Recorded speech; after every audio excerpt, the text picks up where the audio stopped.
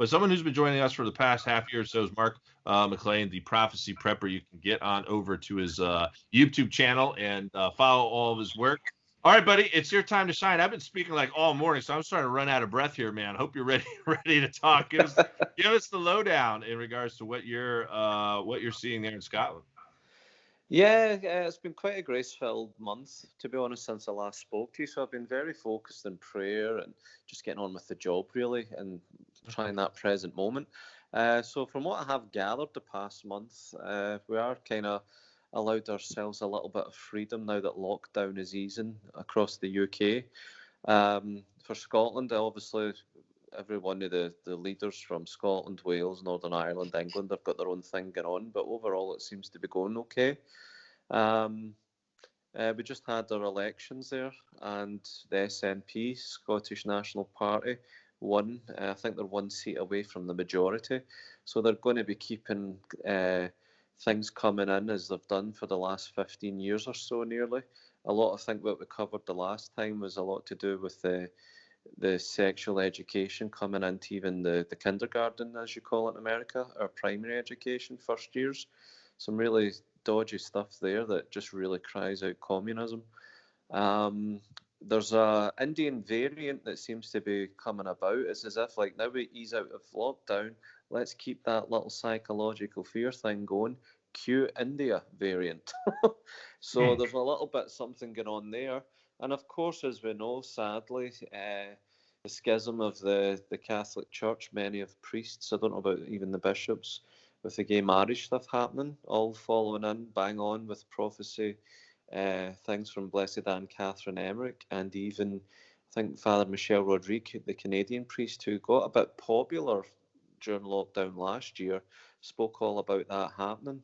But even Blessed Anne Catherine Emmerich said 200 years ago, when Jesus took her to that part of Germany, that how this is where the great thing would come.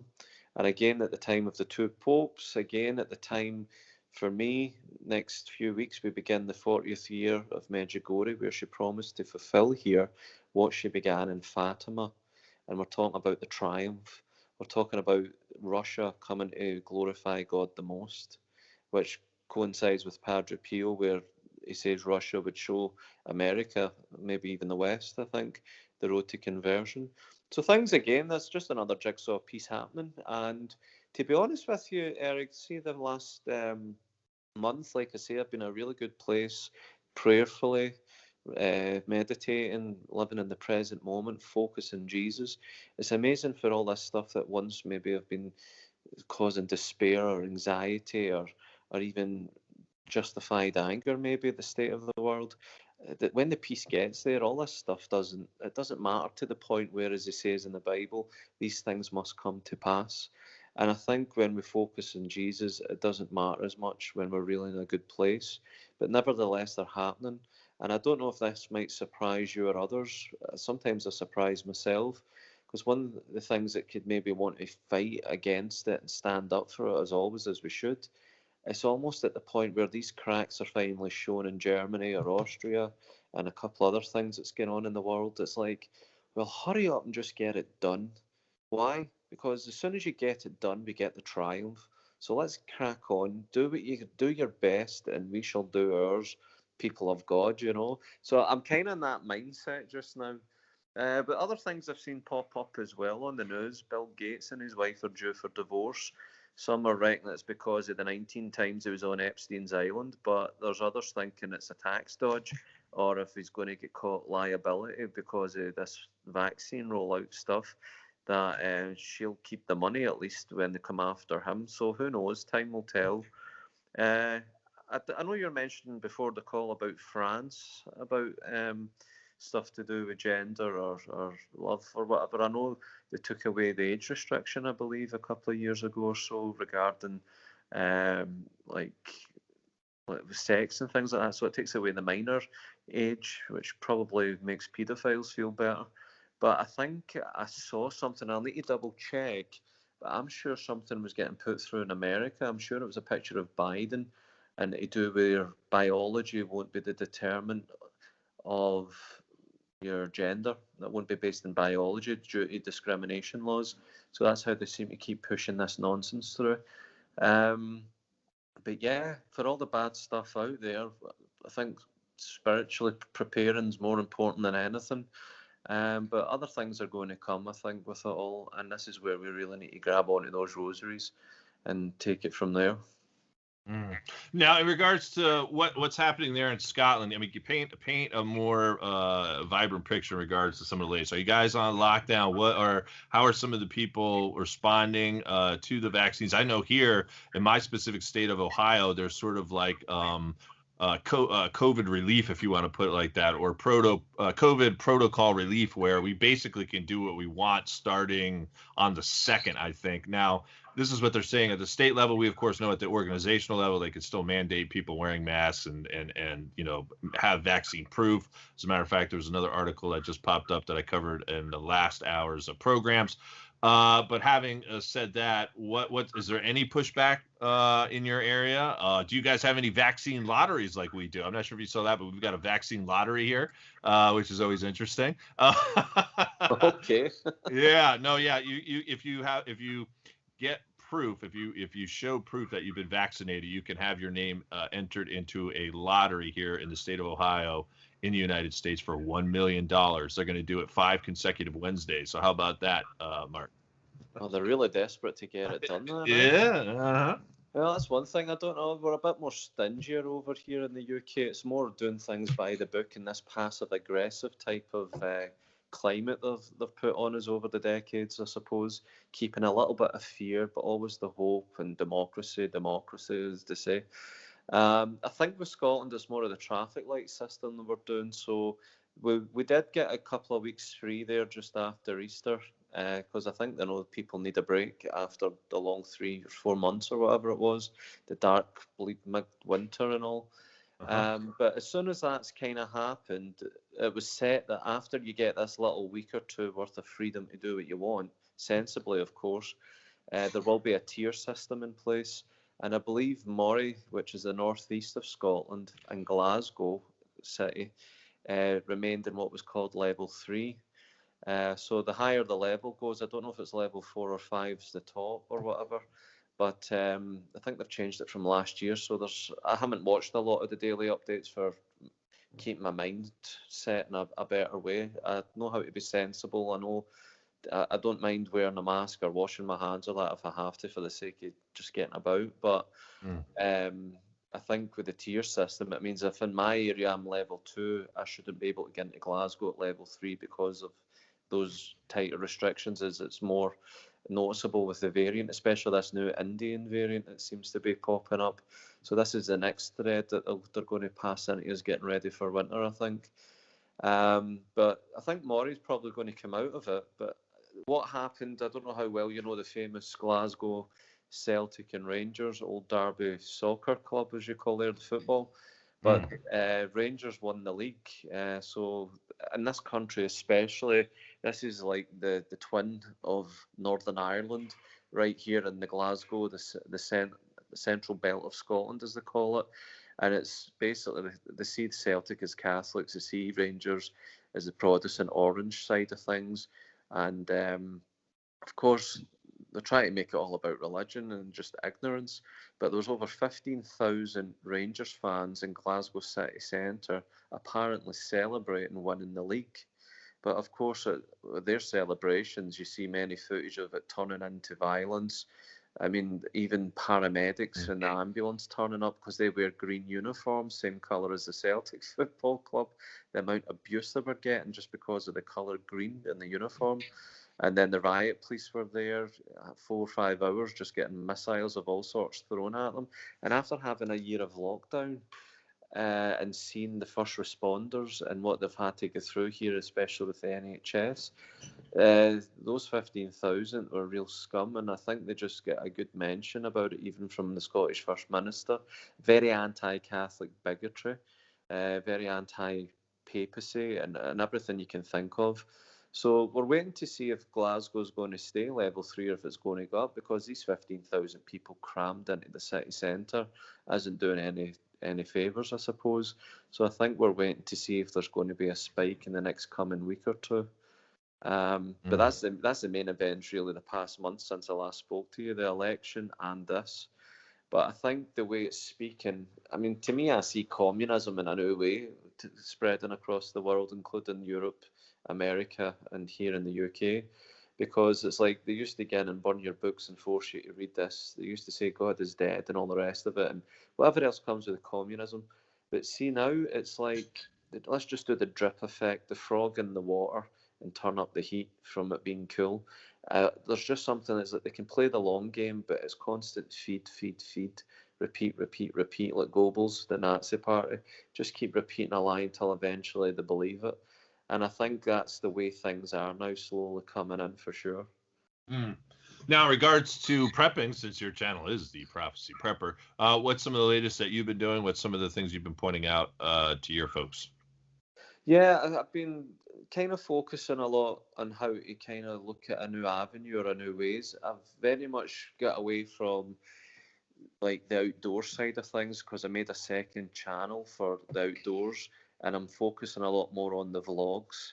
And it's more when I'm speaking Prophecy Prepper, it has taken a very much established faith point of view for that preparation, because for me, as the name suggests, Prophecy Prepper, the prophecy point is very much saturated with a lot of research and experiences on the same shrines and pilgrimages, you know, Fatima, Akita, Garabandal, Medjugorje, such.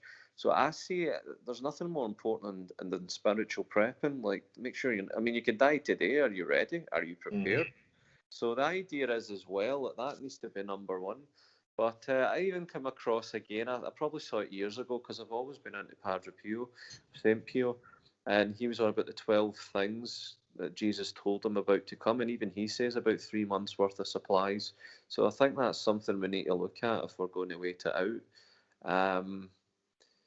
I think for me, again with lockdown ending and getting a bit more freedom, I think it's good for me. I've went up, done a few hill climbs. And again, if it's the case you need to flee to the hills, you need to know what you're ready, especially in Scotland, because the weather is merciless when it comes to hail or snow, when it comes to even the sunshine. If you have to go somewhere, have you got the stuff to carry? Have you got the stuff to take you there? Are you alert to go before the crowd, to bug out? So I think I'm just keeping in check with fitness, keeping in check with places. And yeah, I've got everything I need in my house, everything I need into the car and away. I'm just keeping alert, a silent observation, as I'm calling it these days, and ready to go. But in the meantime, it's very much focused on getting the grace while we can, because you can see that erosion of truth. There's a clear erosion of morals, and it's become as if it's gaining pace. I mean, we've seen it the last 15 to 20 years. I've noted it since the gay right movement came in, and then it's LGB, then it's LGBT, LGBTQ. So I just call it A to Z, you know. I mean, what's next? It's just a constant thing. But I think, as the Canadian Prime Minister says last year, this is a window of opportunity to accelerate our pre-pandemic goals of 2030, which would take us up to 2029, where Our Lady did eventually ask for that consecration of Russia. So I have absolute no doubt or any reason to think otherwise, logically, of course, that nothing's going to happen. I think a lot of things are going to happen between now and 2029, and I see it's gaining momentum, it's gaining pace. And I think like Joe Biden coming in's picked up right off where Obama left. I think there's something where they get Trump out the way, and let's get back to it. There's North Korea test fire missiles again. Trump walked into North Korean border, there was peace.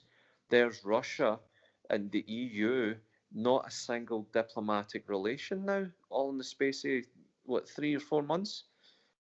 So what's happening here? And again, Russia's a key point. And then we've had the Israel and Gaza kick off again.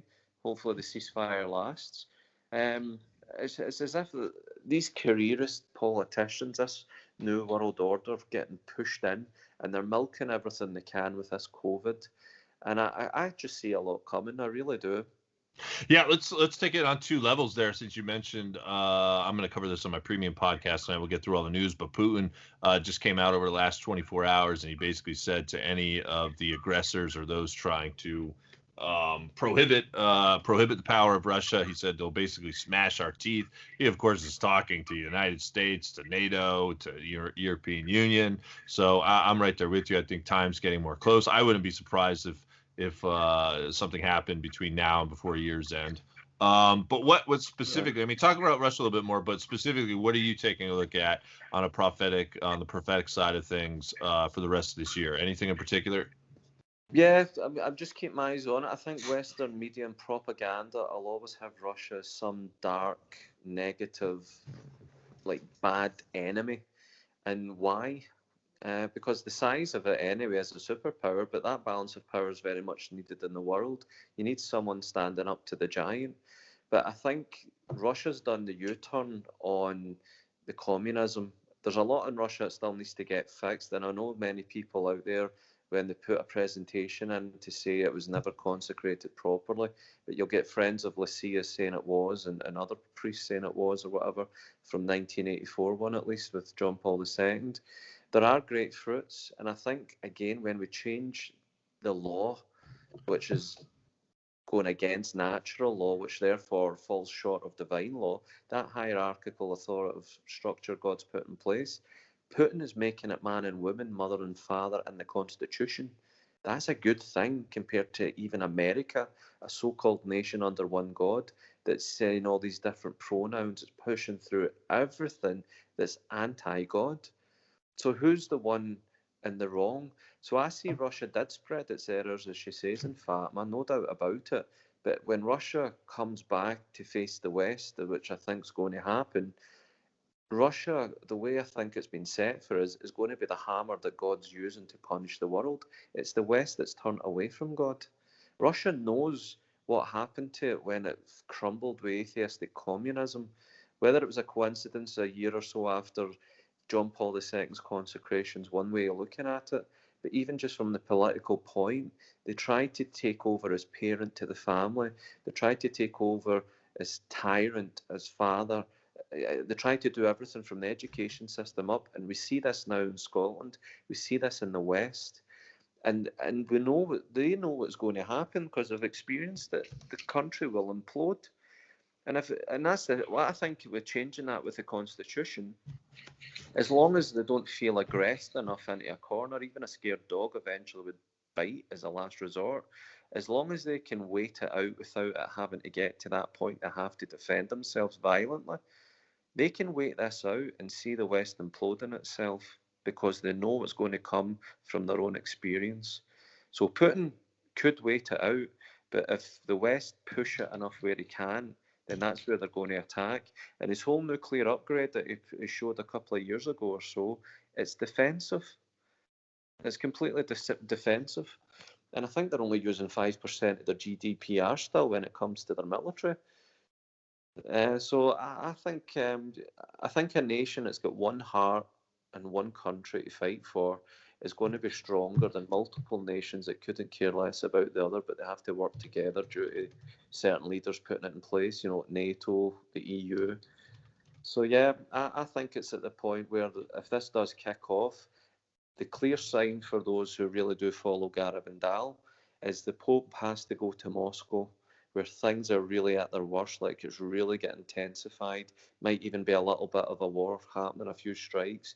But he goes to Russia as the prophecy from Garabandal.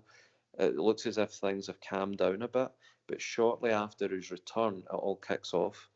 So one clear thing, even the friend of Conchita, Glenn, who I'm in contact with, he says that's a clear element for him that doesn't go away. The Pope has to go to Moscow. So since the 60s, that's never happened, but we've came to those four popes that were prophesied, and now we're on the time of the two popes. So talk about God wanting to keep us in suspense. Yeah, it's gonna be an interesting rest of the year, and then of course on the economic side, things certainly getting unstable here. I'm not sure if you saw that crypto sort of crash the other day here, and it looks like we are now on the path for a centralized crypto in which the powers that be could control us on that level. It of course would have to scale above and beyond the United States. It would have to be global, of course. So we'll have to keep our eye on this. But there's a lot happening. Middle East chaos. I mean, between Israel and the Palestine's been nuts. Civil unrest still happening here. I don't know if you wanted to weigh on anything else. We only got a few minutes left here, buddy. We do want to give you some parting words and some shameless self-promotion time. But we're trying to stay up on the headlines, no doubt about it. Yeah, definitely. Like I say, I try not to get. I think you say you are what you eat, but I think we can be what we watch as well. So what we feed on ourselves, and like I say, when you watch all that stuff, the daily updates about death and despair and worry, as soon as you get back to prayer, back to the scriptures, back to mass, back to the basics, it takes the same things away. Like they're not as important as we make them. So I would just kind of keep that focus in Jesus while we can. I think a lot's going to come. I think it's going to get much faster. It's going to get much more out of control to the point where they can't even control it themselves, and they'll realise that they aren't God as much as they're trying. The crypto thing, everyone seems to think that this crypto is going to be the point where the universal income would come in, and that's where, again, the World Economic Forum, you'll own nothing but you'll be happy. And then, yeah, we're just getting, and I think the way we're getting boxed in just now is as if we're getting trained, herded, after a time of habitual ways, that we'll just be happy with our little plot of land and our little square boxed house, and the elites will stay. So the crypto seems to be growing all over the place. Like it used to be Bitcoin, then there's Ethereum, now it's Dogecoin apparently. But I think that's based on the tweets of Elon Musk. So I don't know how much to believe in that. SafeMoon, I think there's dozens of them now. But there's hundreds. Yeah, won't all last. But if you want to go with your Charlie Munger and your Warren Buffetts who've been about forever, they think it's all going to come to a bad end as well. And I think, is this not the 50th year of the dollar the way it is without the silver in it or something? They reckon that might crash as well. That's probably the reason America went into Iraq and the way they reckon bringing down Venezuela, because they would want to trade in the euro, which would have crushed the dollar. 95% of the dollar's worth nothing now, apparently, in the last 50 years. So all that's coming as well. But you know what? There's so much happening, but I just can't, even my darkest days, I can't seem to shift the Marian prophecies. You can add in other things too, Padre Pio and Catherine Emmerich, whatever. But there's just something about it being now. And I think this decade is leading to a lot. So like you say, promotion-wise, I've got my YouTube Prophecy Prepper page. I did write to Dr. Taylor Marshall there. He's covering Vigano's new thing, which we forgot to mention. Again, I think Vigano's very much with Fatima. He's not mentioning other ones, which I think he should maybe look into. And I did send Dr. Taylor a little message, because in the end he was thinking, what about Russia? What's going on there with Our Lady? And I was like, yeah, you're getting there, but you need to open your eyes a little bigger. Right. So if you ever get him on, tell him I'm happy to collaborate with him or something. But I'm just shouting out from the windows at the rooftops. Start realizing what Our Lady's been doing all this time. This is the preparation for it all. So yeah, it's not doom and gloom as much as it all sounds that way, and people might be scared. I need to remember that, because I used to have it in the gut, but I'm not afraid anymore. I haven't felt the fear of all these things to come for quite some time, and I think it's just because getting to know Jesus, getting to know God in a loving way, and yeah, between now and I would say 2029, 2030, I think we're going to see so much. And I've never said that before in the last 20 years. But I'm going to keep those videos coming. I'm going to keep connecting it rationally, logically, so it's not just in my own head, but clear research. And you will find that on the Prophecy Prepper YouTube channel.